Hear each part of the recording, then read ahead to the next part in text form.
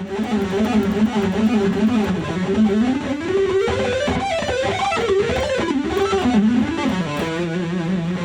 today we're going to talk about another alternate picking lick that you can do to isolate these different string groupings and just become comfortable with the overall technique. Today what we're going to talk about is playing our scales in certain number groupings, right? This creates a really cool rhythm as you work them up to speed, and this is a characteristic that you'll often find in some of today's playing. So again, what I'm going to do is I'm going to show this example within our diatonic scale shape in the key of G.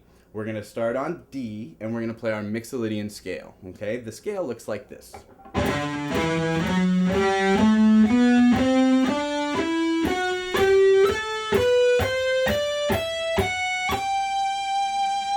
All right, so what we're going to talk about is playing things in a group of 6 notes, right? So when we're alternate picking, we want to make sure and be conscious of a few things that are very, very important. And the most important is the way that we're holding our pick. Again, when you hold your pick, what you want to think about is how we're going to plane across the guitar. Now, naturally, if I have a really flat surface area as I go across the guitar, that's going to slow me down a little bit as I go. So what I like to do is I like to bring in my first finger, which gets my thumb to bend there right at the joint, and it angles my pick at a 45-degree angle as I go across the strings here. This is going to enable me to move much more smoothly across the guitar and as well control some of the palm muting that needs to happen when we play these licks with a heavy distorted tone, right? And it gives you just a bit more control as we work on that alternate picking motion. Okay, so again, like I said, we're going to do the D Mixolydian scale shape, and we're going to start working in a group of 6 notes. Something that I will do that's different this time, though, is we're going to start descending. We're going to start up on our highest string, and we're going to start on our G note, okay? So to explain this really easily, all you got to do is play 6 notes, and you start over again in your sequence. So you have descending now. Very important to say as I'm descending through this, I start with an upstroke. I find that you can move much more quickly through the guitar when you start playing this exercise of 6 notes per 6 note groupings. I find that you can play it much quicker when you start with an upstroke. So what I got here is I'm going to start on my G note, and I have my half step to my whole step, starting that with an upstroke. So that's going to be up, down, up, going to my D note, down, up, down. Right? That's 6 notes. 1, 2, 3, 4, 5, 6. From there, I'm going to continue on, starting again on my B string, giving me another group of 6 notes. Staying very easily to that scale shape.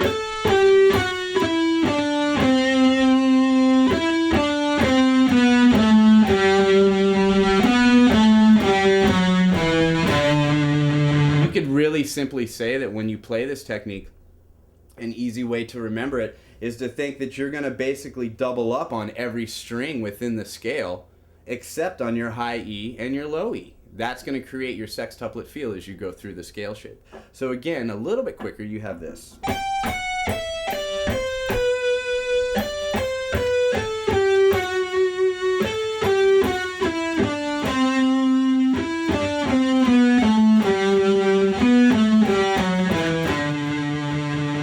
This is a really good beginning alternate picking lick because what it does is it enables you to isolate your movement and really kind of double up as you go across the fretboard, and enables you to pick a bit more and to get really comfortable with the distances that are created with the scale shape. So again, a little bit quicker, it sounds like this.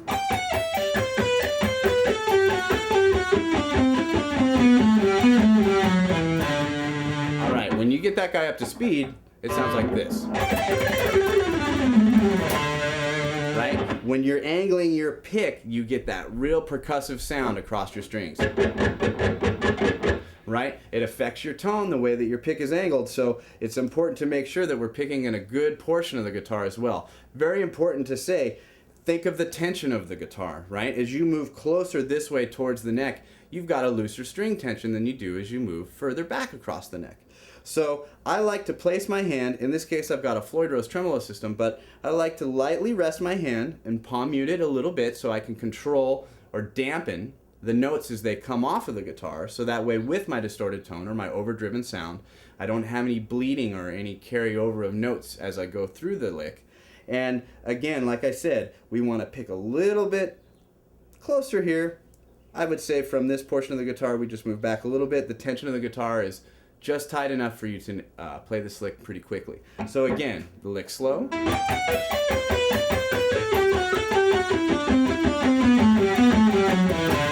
And again, fast.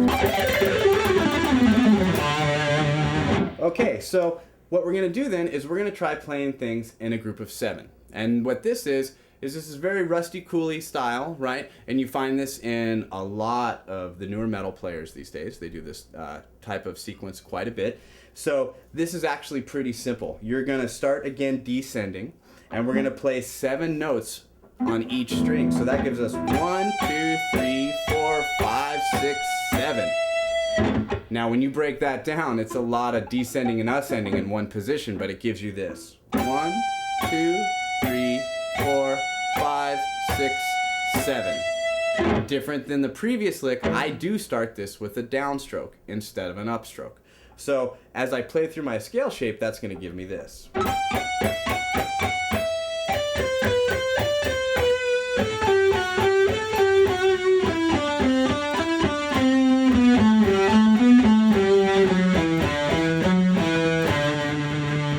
All right, again, one more time, play it a little bit quicker.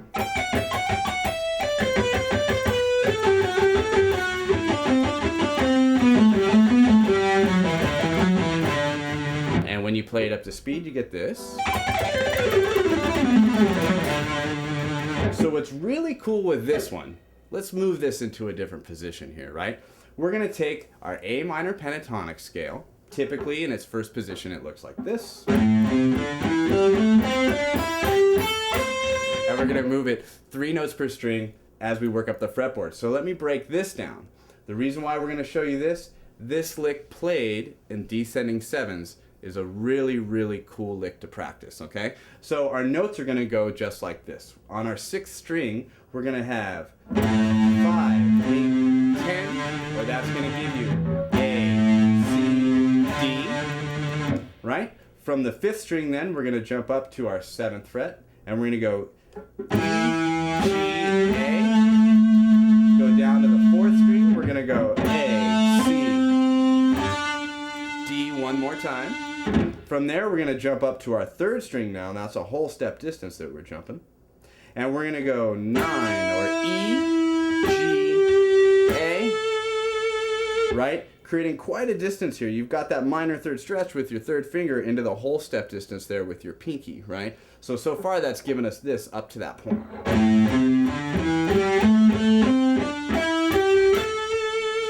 Right?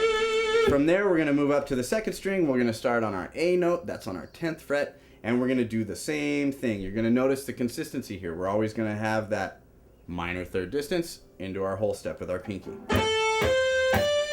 Jump up to the high E on the 12th fret. 12, 15, and 17. So when you play through that, that's going to give you this.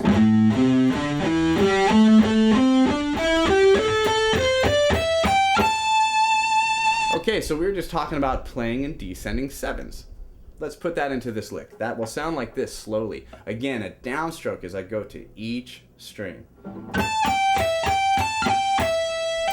3, 4, 5, 6, 7.